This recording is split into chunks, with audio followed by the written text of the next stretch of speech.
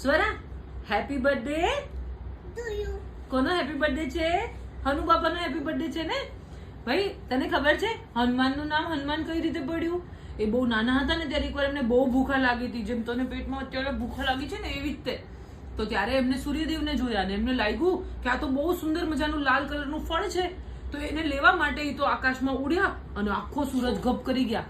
તું આમ જેમ મમરા ગપ કરે ને ગોતી ગોતીને, એવી રીતે આખો સૂરજ દાદાને ગપ કરી ગયા. તો પછી આખી દુનિયામાં તો અંધારું થઈ ગયું. તો બધા દેવો વિચારમાં પડી ગયા કે હવે શું કરવું. એટલે ઇન્દ્રદેવે પોતાના વ્રજ વડે હનુમાનજી પર પ્રહાર કર્યો.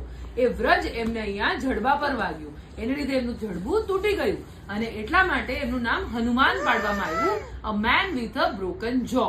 હવે આ જોઈને વાયુદેવ તો બહુ ગુસ્સે ભરાયા કે મારા દીકરા પર તમે આ શું કર્યું, અને એને લીધે એમને આખી પૃથ્વી પરનો વાયુ અટકાવી દીધો. અને એમને મનાવવા માટે બધા દેવોએ હનુમાનને બહુ બધી વરદાન અને શક્તિઓ આપી અને એમને પાછા સાજા કરી દીધા.